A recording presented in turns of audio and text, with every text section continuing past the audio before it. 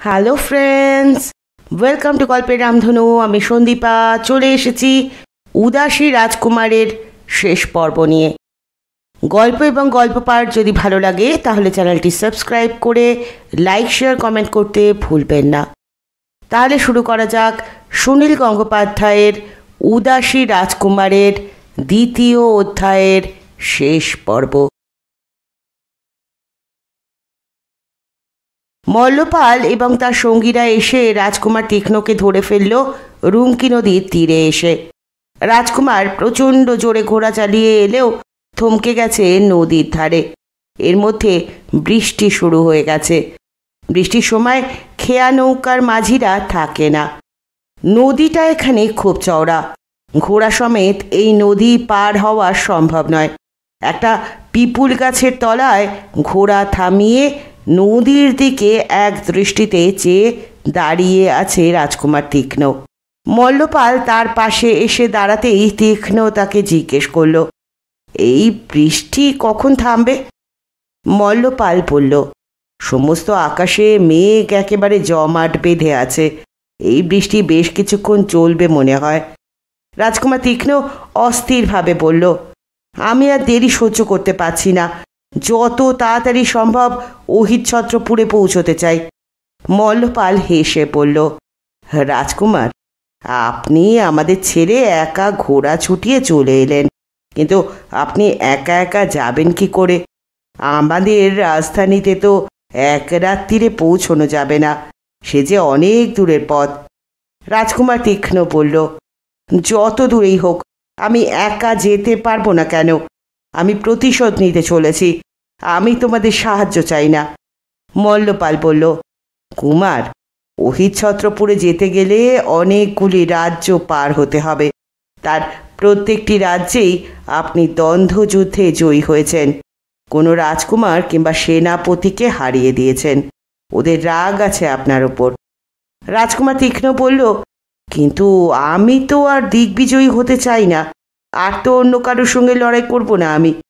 মল্লপাল বলল, তবুও আপনার ওপর তাদের রাগ থেকেই যাবে, সুযোগ পেলেই তারা আপনাকে হত্যার চেষ্টা করবে। কুমার, আমার মনে হয় দিনের বেলা কোথাও লুকিয়ে থেকে রাত্রিরের দিকেই আপনার পথ চলা ভালো। আমরা সঙ্গে থাকলে সব রকম খোঁজ খবর নিতে পারবো। রাজকুমার তীক্ষ্ণ তবু ছটফটিয়ে বলল, তোমরা সঙ্গে থাকলে আমার অনাবশ্যক দেরি হয়ে যাবে। মল্লপাল, আমার শরীরের সমস্ত শিরা উপশিরায় আগুন জ্বলছে দাউ দাউ করে। বিশ্বাসঘাতক চম্বিকে চরম শাস্তি দেওয়ার আগে আমি ঘুমোতেও পারবো না। এই সময় দেখা গেল এই ঝড় বৃষ্টির মধ্যেও একটা ঘোড়া ছুটে আসছে বৈশালীর দিক থেকে। কাছে আসতে দেখা গেল সেই অশ্বপিঠে দুজন আরোহী, একজন বাহক, অন্যজন শিল্পী জয়পাল। ঘোড়া থেকে নেবে একগাল হেসে বাহক বলল, আমাদের ফেলেই চলে এলেন রাজকুমার? আমাদের ঘোড়া ছিল না, পায়ে হেঁটে তো আপনাকে ধরতে পারবো না, তাই অতি কষ্টে একটা ঘোড়া জোগাড় করলাম। দেখুন, ঠিক এসে আপনাকে ধরেছি। রাজকুমার তীক্ষ্ণ বিরক্তভাবে বলল, এত লোককে আমি সঙ্গে নিতে চাই না, আপনাদের আসার কোনো প্রয়োজন ছিল না। বাহক বলল, হ্যাঁ, প্রয়োজন আছে রাজকুমার। আপনার পিতার যে হত্যাকারী, সে আমার পিতাকে হত্যা করেছে। আপনি প্রতিশোধ নিতে চান আর আমি প্রতিশোধ নেব না? আপনার মতন আমি বীর নই, একা একা শক্তিমান চম্বিকে শাস্তি দেওয়ার ক্ষমতা আমার নেই। তবু আপনাকে যদি সামান্য সাহায্য করতে পারি তাতেই আমার তৃপ্তি হবে। শিল্পী জয়পাল বললেন, রাজকুমার, আপনার মাকে আমি উদ্ধারের চেষ্টা করেও পারিনি। একবার যদি তাকে কারাগারের বাইরে দেখতে পাই তাহলে আমার জীবন ধন্য হবে। আমাকেও আপনার সঙ্গে নিন। শ্রমণ হবার পর আমি বহু দেশ ভ্রমণ করেছি, অনেক সংক্ষিপ্ত পথ আমি জানি। আপনাকে আমি অনেক দ্রুত অহিচ্ছত্রপুরে পৌঁছে দিতে পারবো। রাজকুমারের মুখ থেকে অপ্রসন্নতার ছাপ খানিকটা মুছে গেল। শিল্পী জয়পালের দিকে তাকিয়ে বলল, এখান থেকে কোন সংক্ষিপ্ত পথে আমাদের রাজধানীতে যাওয়া যায় আমাকে বলুন। শিল্পী জয়পাল বললেন, স্থলপথের চেয়ে জলপথ অনেক সুবিধাজনক। এই রুমকি নদীর বুকে নৌকো নিয়ে যদি পশ্চিমে যাওয়া যায় তাহলে 2-3টে দেশের মধ্যে আর প্রবেশ করতেই হবে না, পথ অর্ধেক হয়ে যাবে। মল্লপাল জিজ্ঞেস করল, নৌকো চালাবে কে? আমাদের দেশে নদ নদী আর জলাশয় খুব কম, আমরা কেউ নৌকো বাইতে জানি না, সাঁতারও জানি না। শিল্পী জয়পাল বললেন, শ্রমণদের সব কিছু জানতে হয়, আমি নৌকো চালাতে জানি। বাহক বলল, আমিও একসময় খেয়া নৌকোর মাঝির কাজ করেছি, আমরা দুজন মিলে চালালে নৌকো ছুটবে নিয়ে। রাজকুমার তীক্ষ্ণ বলল, আমিও সাঁতার জানি না, যদি নৌকো উল্টে যায়। বাহক আর শিল্পী জয়পাল পরস্পরের দিকে তাকালো, তারপর হাসল। বাহক বলল, কুমার, আমাদের প্রাণ থাকতে কি আপনাকে জলে ডুবতে দেব? আমাদের প্রাণের চেয়েও আপনার প্রাণের দাম অনেক বেশি। শিল্পী জয়পাল অন্যদের দিকে তাকিয়ে বললেন, ভয় নেই, আমি হাল ধরে থাকলে সে নৌকো কখনো উল্টে যাবে না। মল্লপাল তখন বলল, তাহলে তো এক্ষুনি একটা নৌকো কিনে নিলেই হয়। বৃষ্টি একটু থামতেই কয়েকজন ছুটে গেল কাছাকাছি গ্রামে। বিকেলের মধ্যেই একটা নৌকো কেনা হলো, সেটাকে সুন্দর করা হলো সাজিয়ে গুছিয়ে। চাল ডাল কিনে রান্নার ব্যবস্থাও রাখা হলো সেখানে। তারপর সন্ধ্যের সময় যাত্রীদের নিয়ে জলে ভাসলো সেই নৌকো। ঘোড়াগুলি ওরা বিক্রি করে দিল গ্রামবাসীদের কাছে। 3 দিন নদীপথে সমানে এগিয়ে গেল ওরা, কোথাও কোনো বাধা সৃষ্টি হলো না। তারপর একদিন এক ঘাটে রাত্রিবেলা নৌকো বেঁধে শিল্পী জয়পাল বললেন, এবার আমাদের স্থলের ওপর দিয়ে যেতে হবে, নদী বেঁকে গেছে অন্যদিকে। রাজকুমার তীক্ষ্ণ জিজ্ঞেস করল, বাকি সবটা পথই স্থলের ওপর দিয়ে যেতে হবে? শিল্পী জয়পাল বললেন, হ্যাঁ, আর 2 দিন লাগবে। রাজকুমার তীক্ষ্ণ রেগে গিয়ে বলল, স্থলপথে আমরা পায়ে হেঁটে যাব নাকি? তোমাদের বুদ্ধিতে আমাদের ঘোড়াগুলো রেখে আসতে হলো। বাহক বলল, রাজকুমার, দিনের পর দিন একটানা ঘোড়া ছোটালে সেই ঘোড়া বাঁচত না, আমরাও পরিশ্রান্ত হয়ে পড়তাম। এই 3 দিনে আমাদের বিশ্রাম হয়েছে। ঘোড়া বিক্রির টাকাগুলো রয়েছে আমার কাছে, এখানেও নিশ্চয়ই ঘোড়া কিনতে পাওয়া যাবে। বাহক সত্যি করিতকর্মা ব্যক্তি। অন্য সকলকে নদী তীরে বসিয়ে রেখে সে মল্লপালকে সঙ্গে নিয়ে চলে গেল লোকালয় খুঁজতে। কিছুক্ষণের মধ্যেই সে কয়েকটা ঘোড়া নিয়ে ফিরে এলো। এবারে শিল্পী জয়পালের জন্য আলাদা একটা ঘোড়া জুটল। সেই রাত্রেই অশ্বারোহীরা ছুটে চলল অহিচ্ছত্রপুরের দিকে। সারা রাত ঘোড়া ছুটিয়ে সকালবেলা ওরা বিশ্রাম নিল একটা জঙ্গলের মধ্যে। খাওয়া দাওয়া করে ঘুমোলো। সন্ধ্যের অন্ধকার নামতেই আবার শুরু হলো যাত্রা। পরদিন সকালবেলা একটা পাহাড়ের কাছাকাছি পৌঁছে বাহক বলল, রাজকুমার, এই পাহাড়েই একটা খাদে আপনার পিতা মহাচূড়ামণিকে ছল করে ঠেলে ফেলে দিয়েছিলেন পুরোহিত চম্বী। ওই পাহাড় থেকেই আমাদের রাজ্যের সীমান্ত। রাজকুমার তীক্ষ্ণ ঘোড়া থামিয়ে স্থিরভাবে চেয়ে রইল সামনের দিকে। চকচক করছে তার চোখ, যেন 2 চোখ ঠেলে বেরিয়ে আসতে চাইছে। অতি কষ্টে আটকে রেখেছে সে। আস্তে আস্তে সে বলল, আমার বাবার কথা ভালো মনে নেই, শুধু মনে আছে মাঝে মাঝে তিনি আমাকে কোলে তুলে আদর করতেন। একদিন তিনি ঘোড়া সেজেছিলেন, আমি তার পিঠে চেপেছিলাম। শিল্পী জয়পাল পাশ থেকে বললেন, তিনি তেজি পুরুষ ছিলেন, রাগী ছিলেন, কিন্তু তার রাগ বেশিক্ষণ থাকতো না। রাগ করে তিনি কারুকে শাস্তি দিলে পরের দিন ক্ষমাও করে দিতেন। তিনি খুব বিশ্বাস করতেন রাজপুরোহিত চম্বীকে। বাহক বলল, এত শ্রদ্ধা ও বিশ্বাস করার পরও যে লোক বিশ্বাসঘাতকতা করে তার নরকেও স্থান নেই। রাজকুমার তীক্ষ্ণ একটা দীর্ঘশ্বাস ফেলল। আবার কঠিন হয়ে গেল তার মুখ। সে বলল, চলুন। বাহক বলল, দাঁড়ান রাজকুমার, হঠাৎ এইভাবে রাজধানীর মধ্যে ঢুকে পড়া বোধহয় ঠিক হবে না। আগে আমাদের কোনো গুপ্তচর গিয়ে দেখে আসুক সেখানকার কী অবস্থা। রাজকুমার তীক্ষ্ণ বলল, কোনো দরকার নেই, এখনই চম্বীর কাছে যেতে চাই। বাহক বলল, ভুলে যাবেন না কুমার, চম্বী আপনাকে ইচ্ছে করেই রাজধানীর বাইরে রাখতে চেয়েছিলেন। তিনি আপনাকে দিগ্বিজয় করতে পাঠিয়েছিলেন। এতে আপনি মরে যেতেও পারতেন। এতদিনে তিনি তো আপনার কোনো খোঁজ করেননি। রাজকুমার তীক্ষ্ণ বলল, ওসব কথা থাক, এবার ছম্বির সঙ্গে আমার চরম বোঝাপড়া হবে। আর কোনো কথা না বলে রাজকুমার তীক্ষ্ণ ঘোড়া ছুটিয়ে এগিয়ে গেল। পাহাড়ের পাশ দিয়ে প্রাচীনকালের পথ, সে পথ সোজা চলে গেছে রাজধানীর দিকে। কোথাও কোনো সৈন্য সামন্তর চিহ্ন দেখা গেল না। সাধারণ গ্রামের লোকেরা কৌতূহলের চোখে দেখল এই ছোট দলটিকে। সব মিলিয়ে 11 জন অশ্বারোহী। রাজকুমার তীক্ষ্ণ অনেক দিন দেশ ছাড়া, তাই তাকে কেউ চিনতে পারল না। রাজধানীর কাছে গিয়ে সবাই বেশ অবাক হয়ে গেল। এই বছরের মধ্যেই সমগ্র রাজধানীটি পাথরের দেওয়াল দিয়ে ঘিরে ফেলা হয়েছে। সেই দেয়ালের এক এক জায়গায় প্রকাণ্ড প্রকাণ্ড দরজা। দরজার মাথায় বর্ষা হাতে নিয়ে চলাফেরা করছে প্রহরীরা। দরজাগুলো সব বন্ধ। বাইরের লোক ইচ্ছে করলেই রাজধানীর মধ্যে প্রবেশ করতে পারবে না।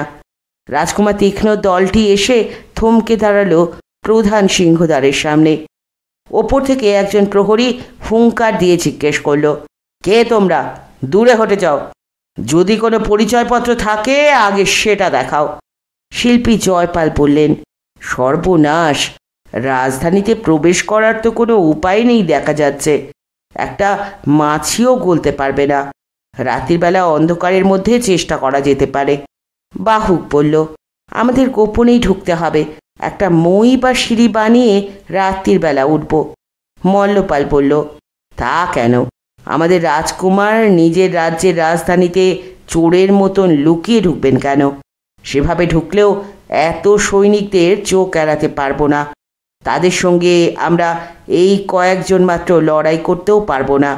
আমার মনে হয় রাজকুমারের প্রকাশ্যেই প্রবেশ করা উচিত। রাজকুমারকে চিনতে পারলে প্রহরীরা বাধা দেবে না মনে হয়।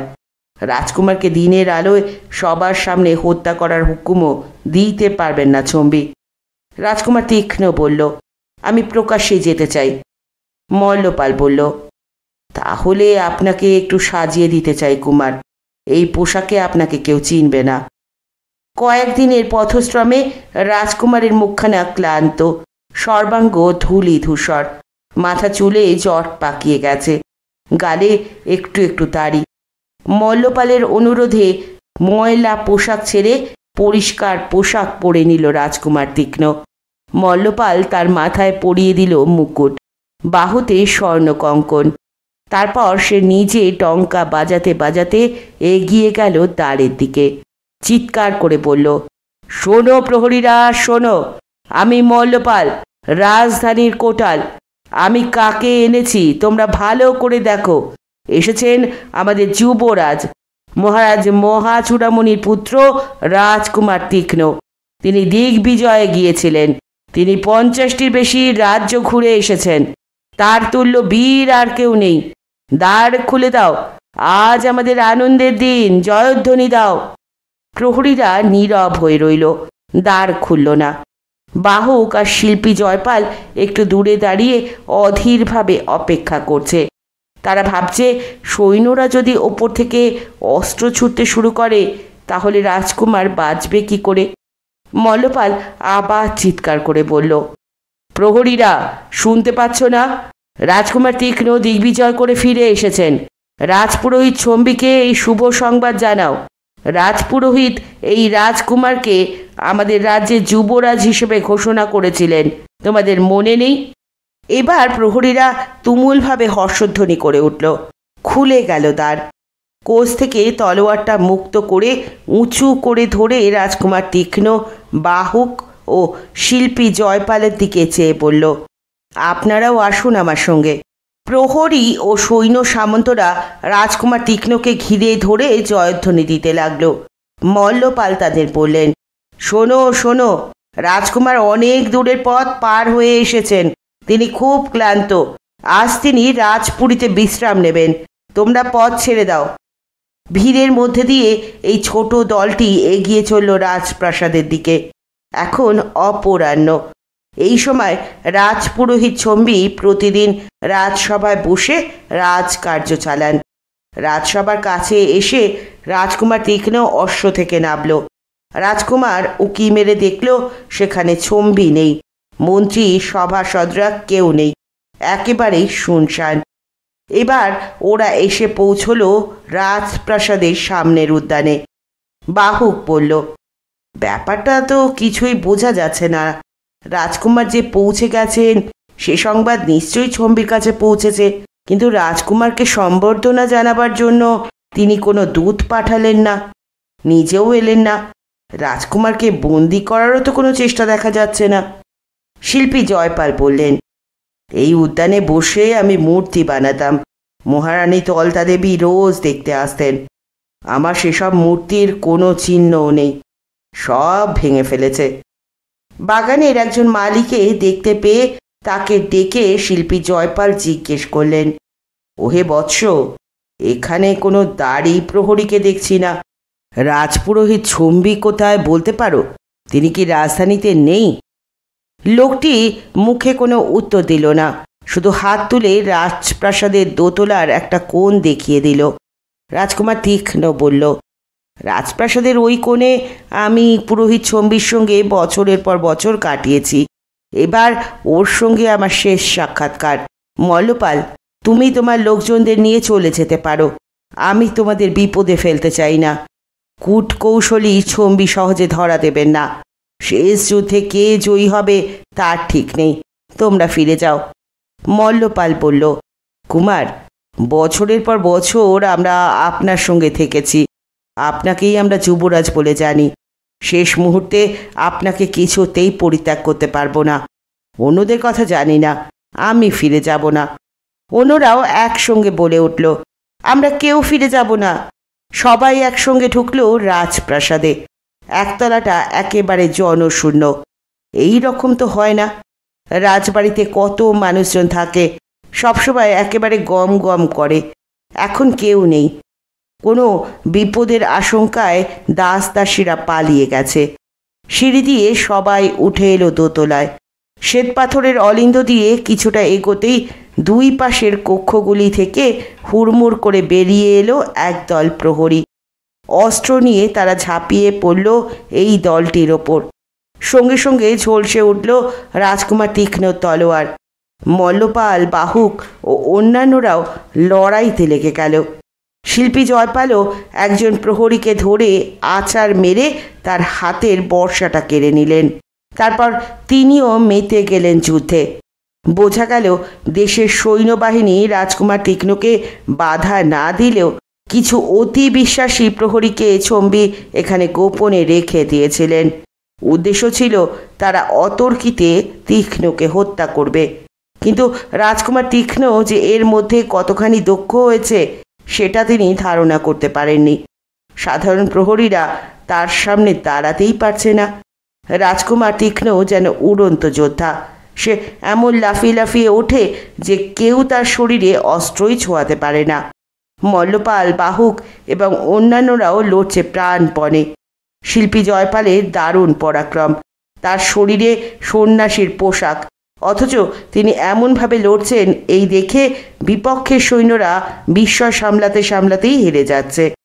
অল্পক্ষণের মধ্যেই ছম্বির বিশ্বাসী প্রহরীরা কয়েকজন ধরাশায়ী হলো। বাকি কয়েকজন প্রাণ নিয়ে পালিয়ে গেল। এবার রাজকুমার তীক্ষ্ণ এগিয়ে গেল ছম্বির শয়নকক্ষের দিকে। একসময় সেটা ছিল তার নিজেরও শয়নঘর। লোহার দ্বারের বাইরে যমদূতের মতন দাঁড়িয়ে আছে শুম্ভ আর নিশুম্ভ, এই রাজ্যের সৈন্যদের মধ্যে সবচেয়ে বড় বীর। শুম্ভ গম্ভীরভাবে বলল, সাবধান, ওদিকে কেউ এগোবে না। মল্লপাল এগিয়ে এসে বলল, শুম্ভ, নিশুম্ভ, তোমরা কি করছো? আমাকে চিনতে পারছো না? আমাদের যুবরাজ তীক্ষ্ণ এসেছেন, পথ ছেড়ে দাও। নিশুম্ভ বলল, আমরা গুরুদেব ছম্বির কাছে প্রতিজ্ঞাবদ্ধ। তার আদেশ ছাড়া অন্য কারোর আদেশ মানব না। এখানে কেউ আসতে পারবে না। শিল্পী জয়পাল বর্শা হাতে নিয়ে এগিয়ে এসে বললেন, কুমার, এই দুজনের জন্য আপনার দাদাকে আর আমাকে নদীতে ঝাঁপ দিতে হয়েছিল। তখন কোণঠাসা হয়ে পড়েছিলাম। আজ আমার হাতে ছেড়ে দিন, আমি ওদের পরাজিত করব। রাজকুমার তীক্ষ্ণ বলল, না, আমরা থাকতে আপনি একজন শ্রমণ হয়েও কেন লড়াই করবেন? আপনারা একটু দূরে থাকুন। তারপর সে আদেশের সুরে শুম্ভ নিশুম্ভকে বলল, যদি বাঁচতে চাও তোমরা অস্ত্র ফেলে দাও। শুম্ভ আর নিশুম্ভ অহংকারের ভঙ্গিতে তলোয়ার উঁচিয়ে ধরল। রাজকুমার তীক্ষ্ণ সঙ্গে সঙ্গে একটা লাফ দিল। প্রতিপক্ষ কিছু বোঝার আগেই সে শূন্য দিয়ে উড়ে এসে ঝাঁপিয়ে পড়ল নিশুম্ভর ওপর। নিশুম্ভ লড়াই করার প্রায় কোনো সুযোগই পেল না। রাজকুমারের তলোয়ারের আঘাতে আহত হয়ে ঢলে পড়ে গেল। শুম্ভকে অবশ্য এত সহজে হারানো গেল না। সে ধেয়ে এলো রাজকুমারের দিকে। চলতে লাগলো দুজনের প্রতিদ্বন্দ্বিতা। অন্যরা দূর থেকে দেখতে লাগলো। শুম্ভ অসাধারণ যোদ্ধা। রাজকুমারের সঙ্গে তার তলোয়ারের ঠোকাঠুকিতে আগুন জ্বলে যাচ্ছে। একসময় রাজকুমার তীক্ষ্ণ একটু সরে গিয়ে চুপ করে দাঁড়ালো। মল্লপালরা আতঙ্কিত হয়ে ভাবল রাজকুমার ক্লান্ত হয়ে গেছে, আর যুদ্ধ করতে পারছে না। রাজকুমার তীক্ষ্ণ বলল, শুম্ভ, এই শেষবার আমি তোমাকে সাবধান করছি। যদি বাঁচতে চাও তাহলে অস্ত্র সমর্পণ করো। শুম্ভ বিদ্রূপের হাসি হেসে বলল, কুমার, আজ তোমার মৃত্যু আমার হাতে। রাজকুমার তীক্ষ্ণ আবার শূন্যে লাফিয়ে উঠল। শুম্ভকে সে প্রাণে মারল না। তলোয়ারের এক কোপে সে শুম্ভর ডান হাতের অর্ধেকটা কেটে ফেলল। শুম্ভ ছটপট করতে লাগলো মাটিতে পড়ে। এবার রাজকুমার তীক্ষ্ণ, বাহুক আর শিল্পী জয়পাল এসে দাঁড়ালো ছম্বির শয়নকক্ষের দ্বারের সামনে। বাহুক ঠেলা দিয়ে দেখল দরজাটা ভেতর থেকে বন্ধ। শিল্পী জয়পাল বললেন, পুরোহিত ছম্বি, দ্বার খোলো, আর কেউ তোমাকে বাঁচাতে পারবে না। বেশ কয়েকবার করাঘাত করার পরেও দরজা খুলল না। ভেতর থেকে কোনো সাড়া শব্দও পাওয়া গেল না। শিল্পী জয়পাল পুরোহিত ছম্বির নাম ধরে ডাকলেন কয়েকবার, তবু উত্তর দিল না কেউ। রাজকুমার তীক্ষ্ণ একবার পেছন ফিরে তাকালো। শুম্ভ আর নিশুম্ভ আহত ও পরাজিত হওয়ায় আর কোনো সৈন্য এদিকে ধেয়ে আসছে না। বাহুক বলল, ভিতরে কেউ নেই নাকি? তবে দরজা বন্ধ কেন? শিল্পী জয়পাল বললেন, দ্বার ভেঙে দেখতে হবে। ওরা তিনজনেই পিছিয়ে গেল কিছুটা, তারপর একসঙ্গে ছুটে এসে লাথি মারল। বিশাল দরজা তাতে সামান্য কেঁপে উঠল মাত্র। আবার ওরা পিছিয়ে গেল। এইভাবে 10 বারের চেষ্টায় মরমর শব্দ করে উঠল একটা পাল্লা। শিল্পী জয়পাল এবার কাঁধ দিয়ে একটা চার দিতেই দরজা ভেঙে পড়ল। অস্ত্র হাতে নিয়ে তিনজনে লাফিয়ে চলে এলো ঘরের মধ্যে। সেখানে কেউ নেই, শয্যা শূন্য। অন্য কোনো দিক দিয়ে পালাবার পথ নেই, অথচ ঘরের মধ্যেও দেখা যাচ্ছে না কাউকে। বাহুক মস্ত বড় পালঙ্কটি টেনে সরিয়ে ফেলতেই দেখা গেল সেখানে রয়েছে একটি সুড়ঙ্গের মুখ। শিল্পী জয়পাল হতাশভাবে বললেন, যা, পুরোহিত ছম্বি আগে থেকেই পালাবার পথ তৈরি করে রেখেছিল। এখান দিয়েই নিশ্চয়ই সে রাজপ্রাসাদের বাইরে চলে গেছে এতক্ষণে। বাহুক বলল, পালালেও কত দূরই বা সে যাবে? চলুন, এই সুড়ঙ্গ পথ কোন দিকে গেছে দেখা যাক। রাজকুমার তীক্ষ্ণ বলল, দাঁড়ান, আমি আগে যাব। এই পথে যদি কোনো প্রহরী লুকিয়ে থাকে তবে প্রথমে আমি তার মুখোমুখি হতে চাই। তলোয়ার উদ্যত করে রাজকুমার তীক্ষ্ণ নামতে লাগলো সেই সুড়ঙ্গের সিঁড়ি দিয়ে। বেশি দূর যেতে হলো না। একটু পরেই দেখা গেল একটা লম্বা মতন ঘর, সম্পূর্ণ অন্ধকার, শুধু মাঝখানে একটা অগ্নিকুণ্ড। দাউ দাউ করে আগুন জ্বলছে। তার এক পাশে বসে আছেন পুরোহিত ছম্বি, লাল রঙের কাপড় পরা। এক মনে তিনি ঘি ঢেলে দিচ্ছেন সেই যজ্ঞের আগুনে। রাজকুমার তীক্ষ্ণর দুই পাশে শিল্পী জয়পাল এবং বাহুক থমকে গেল। শিল্পী জয়পাল বলল, পুরোহিত ছম্বি, তোমার খেলা এবার শেষ। আমরা এসে পড়েছি। মুখ তুলে ছম্বি গম্ভীরভাবে বললেন, কে চাও? বাহুক বলল, তোমার ছিন্ন মুন্ড। তাকে অগ্রাহ্য করে ছম্বি রাজকুমার তীক্ষ্ণর দিকে তাকিয়ে বললেন, এসেছো কুমার, এসো। তুমি দিগ্বিজয়ী হয়ে ফিরে এসেছো জেনে আমি খুব সন্তুষ্ট হয়েছি। এই রাজ্য তোমার। এতকাল আমি তোমার রাজ্য রক্ষা করেছি, এবার তুমি নাও। রাজকুমার তীক্ষ্ণ বলল, এটা আমার পিতার রাজ্য, আপনার হাত থেকে নিতে যাব কেন? ছম্বি বললেন, এবার আমি বনবাসে যাব। সংসার আর আমার ভালো লাগছে না। তোমার দায়িত্ব বুঝে নাও কুমার। আমি তো নিজের জন্য এই রাজ্য কখনো চাইনি। বাহক বলল, তোমাকে কোথাও যেতে দেব না শয়তান। রাজকুমার তীক্ষ্ণ এক পা এগিয়ে বলল, আপনি আমার পিতাকে হত্যা করেছেন, আমার মাকে বন্দিনী করে রেখেছেন কারাগারে। আমি সব জেনেছি। আমি আজ প্রতিশোধ নিতে এসেছি। ছম্বি বললেন, সাবধান, আর এগিও না। আমি এই যজ্ঞে কবি দিয়েছি। এই আগুনের এক হাতের মধ্যে এলে আমার অভিশাপে ভস্ম হয়ে যাবে। রাজকুমার তীক্ষ্ণ আবার এগোতে যেতেই শিল্পী জয়পাল তার হাত চেপে ধরে বললেন, এগোবেন না রাজকুমার, আমাদের অন্য পন্থা ভাবতে হবে।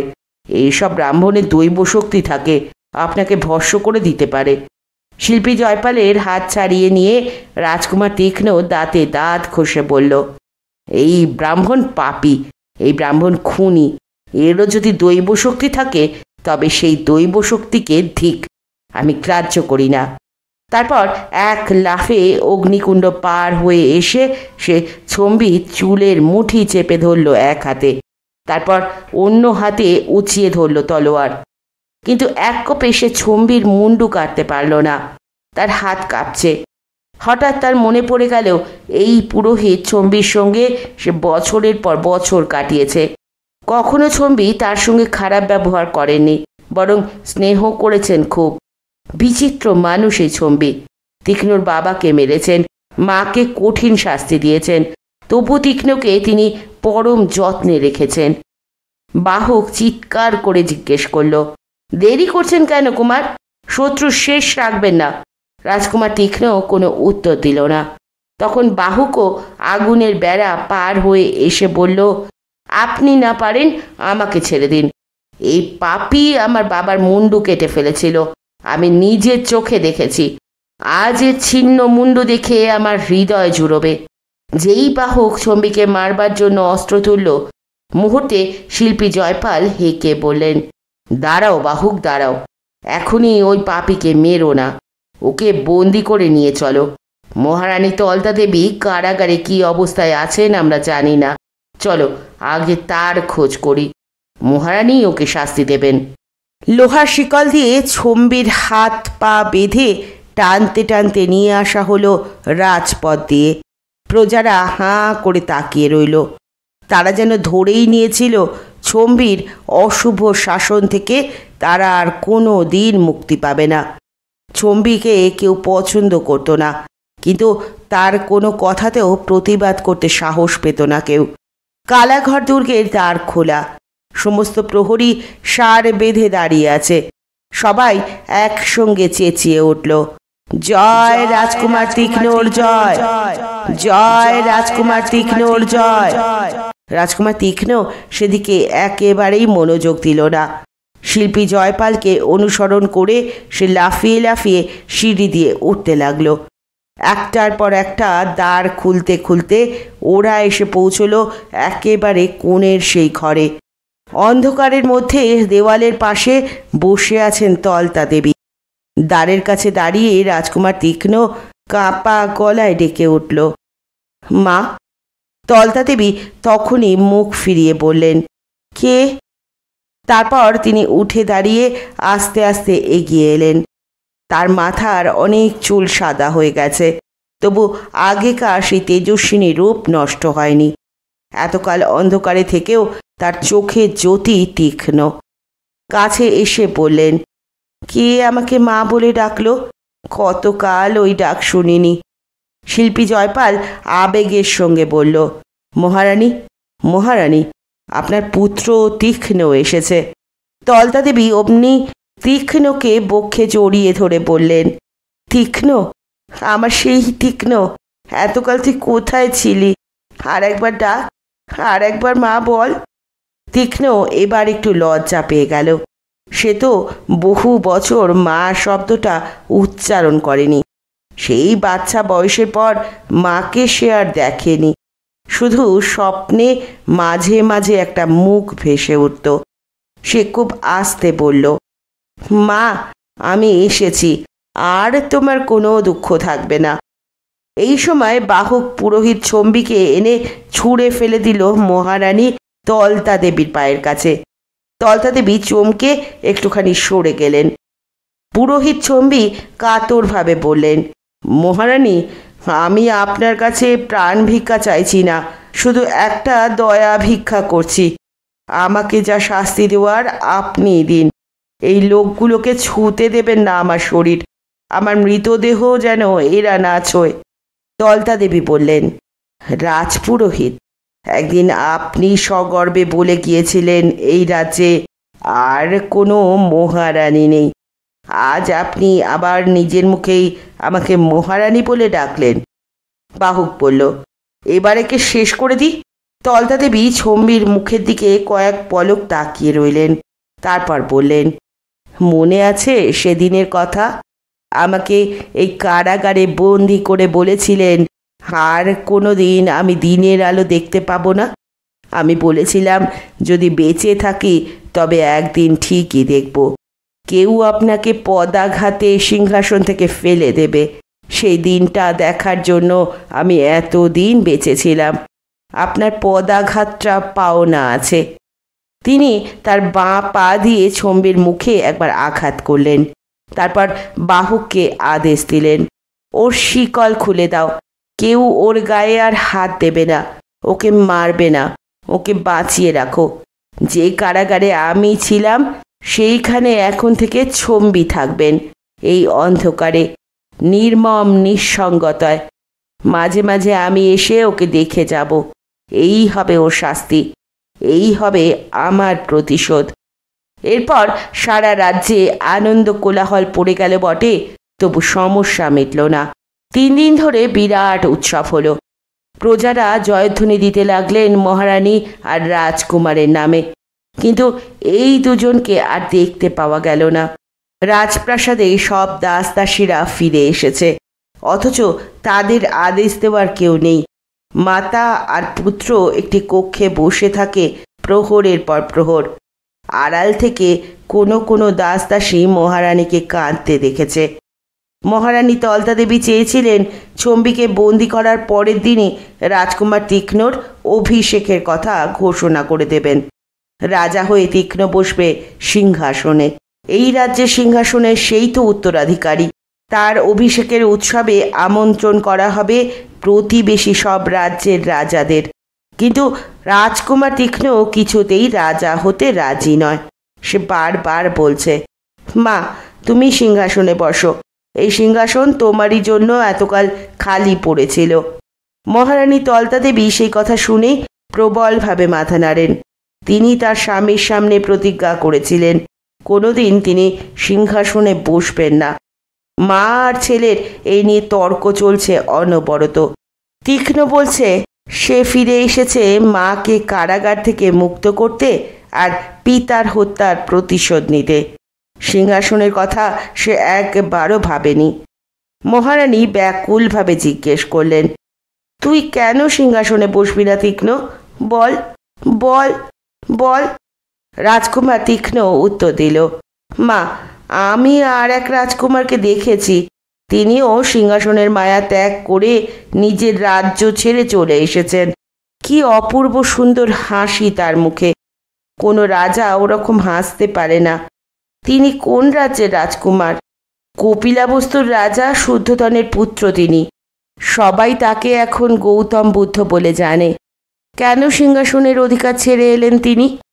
সবাই বলে তিনি নিজের রাজ্য ছেড়ে এসেছেন বটে, কিন্তু বহু মানুষের হৃদয়ের রাজা হয়েছেন।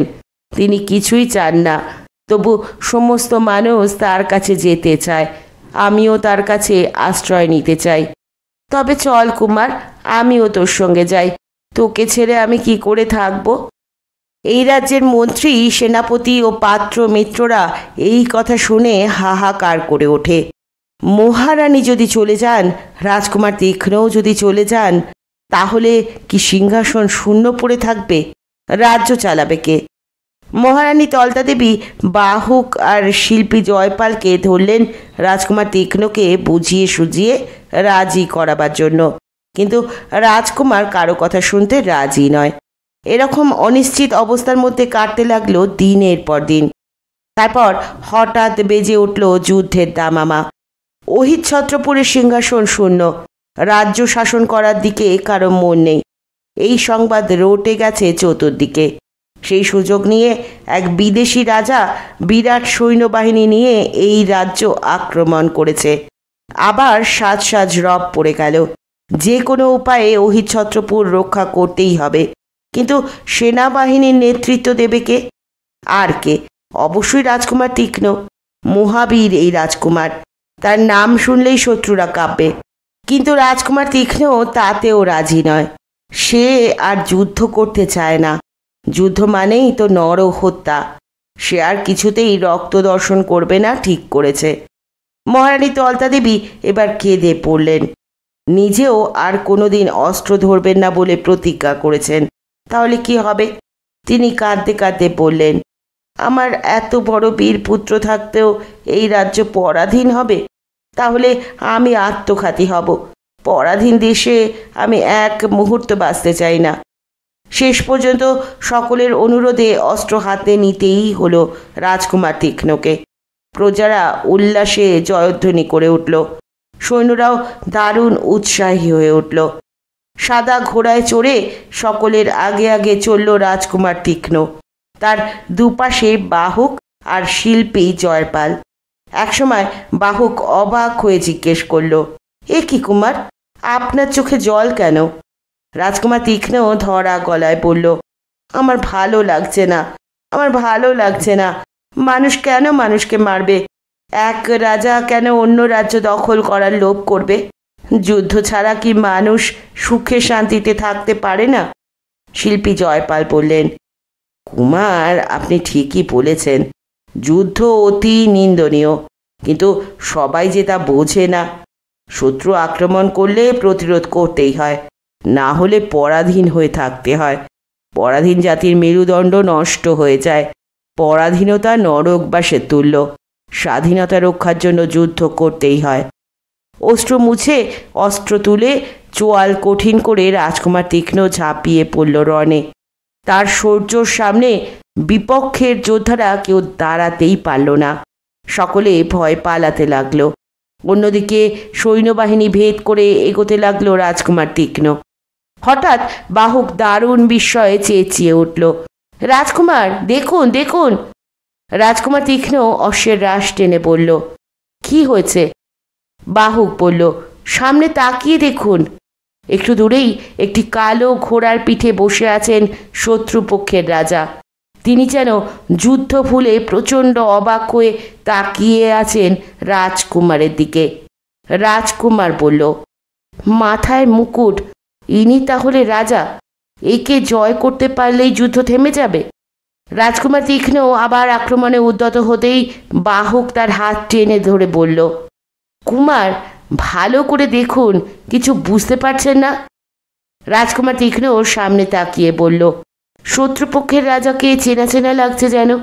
বাহক বলল, ওকে অবিকল আপনার মতো দেখতে। এই সময় শিল্পী জয়পাল সেখানে পৌঁছে চিৎকার করে বলল, ইনি তো আপনার বড় ভাই রাজকুমার দৃঢ়। তারপর তিনি ঘোড়া ছুটিয়ে আরও এগিয়ে গিয়ে বললেন, বড় রাজকুমার, বড় রাজকুমার, আমায় চিনতে পারছেন না? আমি জয়পাল। বিরুদ্ধ পক্ষের রাজা ভুরু কুঁচকে বললেন, না, চিনতে পারছি না। কে জয়পাল? শিল্পী জয়পাল বললেন, কালাঘর দুর্গে আমি রক্ষী ছিলাম। আমরা একসঙ্গে পালাবার চেষ্টা করেছিলাম, মনে নেই? শেষকালে কোনো উপায় না দেখে আমরা দুজনেই উঁচু গম্বুজ থেকে ঝাঁপ দিলাম নদীতে। রাজা অস্ফুটভাবে বললেন, কালাঘর দুর্গ? আমি সেখানে বন্দি ছিলাম, একটা অন্ধকার ঘরে। শিল্পী জয়পাল বললেন, হ্যাঁ হ্যাঁ, আপনি তো এই রাজ্যেরই রাজকুমার। আপনি বড় রাজকুমার দৃঢ়। আপনি আপনার ছোট ভাইয়ের সঙ্গে যুদ্ধ করতে এসেছেন। রাজা আবার বললেন, আমার ছোট ভাই? তারপর তিনি হাত তুলে বললেন, যুদ্ধ বন্ধ করো, যুদ্ধ বন্ধ করো। সব মনে পড়েছে। এতকাল আমি অন্ধকারে ছিলাম। এ তো আমার পিতার রাজ্য। আমার মা কোথায়? ঘোড়া থেকে নেমে তিনি দৌড়ে এলেন। রাজকুমার তীক্ষ্ণও নেমে দাঁড়ালো। তারপর দুই ভাই আলিঙ্গনে আবদ্ধ হলো। অস্ত্র নামিয়ে অন্য সবাই হর্ষধ্বনি করে উঠল। রাজকুমার তীক্ষ্ণ বলল, দাদা, তুমি ঠিক সময়ে এসেছ। এই রাজ্যের সিংহাসন তোমার জন্য শূন্য পড়ে আছে। রাজা দৃঢ় বললেন, না না, আমার অন্য রাজ্য আছে।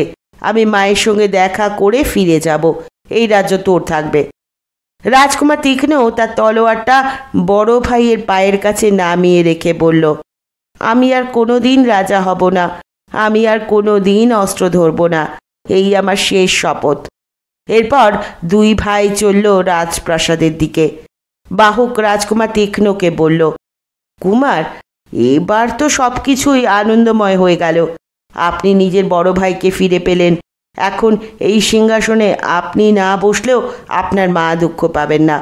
তিনি তার বড় ছেলেকে রাজত্ব দেবেন। সবই ঠিক হয়ে গেল। তবু আপনার মুখখানা বিষণ্ণ কেন? রাজকুমার তীক্ষ্ণ বলল, বাহক, আমি এই রাজ্য ছেড়ে আজই করুণাময় বুদ্ধের কাছে ফিরে যেতে চাই। কিন্তু আমার মনে সন্দেহ জেগেছে, তিনি কি আমাকে গ্রহণ করবেন? তিনি আমাকে দূরে ঠেলে দেবেন না তো? বাহক বলল, কেন, আপনার মনে এই সন্দেহ জাগছে কেন? রাজকুমার তীক্ষ্ণ বলল, আমি এত রক্ত মেখেছি হাতে, এত লড়াই করেছি, এর জন্য তিনি আমাকে ঘৃণা করবেন না? বাহক বলল, তিনি তো কোনো মানুষকেই ঘৃণা করেন না। আপনি বুঝি অঙ্গুলিমালকে দেখেননি? অঙ্গুলিমালের পূর্ব কথা জানেন না? অঙ্গুলিমাল ছিল আগে এক দস্যু, কত মানুষ মেরেছে। পরম করুণাময় বুদ্ধ তার জীবনেও পরিবর্তন এনে দিয়েছেন। সে এখন ভক্ত। শিল্পী জয়পাল বললেন, কুমার, আপনি যখন বুদ্ধদেবের সঙ্গে দেখা করতে চেয়েছিলেন তখন তিনি কি জানিয়েছিলেন মনে নেই? তিনি বলেছিলেন এখনো সময় হয়নি। তিনি কাউকেই ফিরিয়ে দেন না। তবে আপনার সময় হয়েছে কিনা তা ওখানে গিয়ে আপনাকে দেখতে হবে। হয়তো আরও কিছুদিন অপেক্ষা করতে হবে আপনাকে। সেদিন রাজবাড়ির উৎসবে অংশ নিলেন কুমার তীক্ষ্ণ। রাজা দৃঢ়কে অহিচ্ছত্রপুরেও রাজা বলে ঘোষণা করা হলো। তারপর রাজকুমার তীক্ষ্ণ বিদায় চাইলেন মায়ের কাছে। এই সন্তানটিকে যে আর কিছুতেই ধরে রাখা যাবে না তা বুঝতে পেরেছেন তলতা দেবী। সিংহাসনের প্রতি এর বিন্দু মাত্র লোভ নেই। এত বড় বীর হয়েও সে চিরকালের মতন অস্ত্র ত্যাগ করেছে। তাই আর বাধা দিলেন না রাজমাতা তলতা দেবী। চোখের জল গোপন করে তিনি তাকে আশীর্বাদ জানিয়ে বিদায় দিলেন। বাহক আর শিল্পী জয়পালকে সঙ্গে নিয়ে বেরিয়ে পড়ল তীক্ষ্ণ। ওদের দুজনকেই সে জানিয়ে দিল, আর আমাকে রাজকুমার বলে ডাকবেন না। এখন থেকে আমি শুধু তীক্ষ্ণ। এখন ওদের সঙ্গে ঘোড়াও নেই, চলেছে পায়ে হেঁটে। সারাদিন পথ হাঁটে, রাত্রে কোনো গাছতলায় ঘুমোয়। তবু পথ চলায় ওদের ক্লান্তি নেই। প্রায় 10 দিন পরে ওরা এসে পৌঁছল বৈশালীতে। কিন্তু সেখানে এসে ওরা নিরাশ হলো খুব। বুদ্ধ এখানে নেই। তিনি সদা ভ্রাম্যমান। সদল বলে অন্য কোথাও চলে গেছেন। স্থানীয় লোকেদের কাছ থেকে খবর নিয়ে ওরা এবার গেল সাবস্তিতে। সেখানেও বুদ্ধকে ধরা গেল না। এবার শোনা গেল তিনি গেছেন কাশীর কাছে সারনাথ গ্রামে। সেখানে পৌঁছে বহু মানুষের সমাগম দেখে ওরা নিশ্চিন্ত হলো। বুদ্ধদেব একদিন সন্ধেবেলা কোনো গাছতলায় বসে ভক্তদের উপদেশ দেন ও অনেক রকম গল্প বলেন। আবার মাঝে মাঝে 2-3 দিন তিনি দেখা করেন না কারো সঙ্গে। ধ্যানে মগ্ন থাকেন কিংবা একা একা ভ্রমণ করেন বনের মধ্যে। সারনাথে এসে ওরা শুনল গত 2 দিন ধরে বুদ্ধদেব কাউকে দর্শন দিচ্ছেন না। তীক্ষ্ণ ধৈর্য রাখতে পারছে না। এত যুদ্ধ বিগ্রহ করেছে যে তার নিজের শরীরটা অপবিত্র মনে হচ্ছে। শতবার স্নান করলেও যেন সেই রক্তের দাগ মোছা যাবে না। কিন্তু করুণাময় বুদ্ধ একবার ছুঁয়ে দিলেই সে পবিত্র হয়ে যাবে। সারনাথ গ্রামে পৌঁছবার পরের দিন তীক্ষ্ণ একা একা ঘুরতে ঘুরতে লোকালয় ছাড়িয়ে চলে গেল অরণ্যে। গ্রীষ্মকাল শেষ হয়ে সবে বর্ষা শুরু হয়েছে। বৃষ্টির জলে ধোয়া গাছপালাগুলি থেকে ঘুচে গেছে মলিনতা। কয়েকটি ময়ূর খেলা করছে একটা জলাশয়ের ধারে। হঠাৎ তীক্ষ্ণ দেখতে পেল এক জ্যোতির্ময় পুরুষকে। দেখা মাত্র চিনতে পারল সে। এর মধ্যে আর একটু যেন শীর্ণ হয়েছেন তিনি, কিন্তু চক্ষু দুটি শান্তিময়। তিনি আপন মনে ভ্রমণ করছেন। একসময় তিনি মুখ ফিরিয়ে দেখতে পেলেন তীক্ষ্ণকে। তিনি সামান্য হাসলেন। সহসা কোনো কথা বলতে পারল না তীক্ষ্ণ। সে এগোতেও পারল না। তার পা যেন ভূমিতে আটকে গেছে। সে বিস্ফারিত চোখে চেয়ে রইল। বুদ্ধ তাকিয়ে রইলেন তার দিকে। বেশ কিছু মুহূর্ত কেটে যাওয়ার পর তীক্ষ্ণ কোনো রকমে আস্তে আস্তে বলল, বুদ্ধং শরণং গচ্ছামি। বুদ্ধ ধীর স্বরে বললেন, ধম্মং শরণং গচ্ছামি। তীক্ষ্ণ আবার বললেন, সংঘং শরণং গচ্ছামি। এবার বুদ্ধ তার সঙ্গে গলা মিলিয়ে বললেন, সংঘং শরণং গচ্ছামি। তীক্ষ্ণ সারা শরীরে যেন একটা আনন্দের স্রোত খেলে গেল। সে বলল, আপনি আমাকে চিনতে পেরেছেন? আমার নাম তীক্ষ্ণ।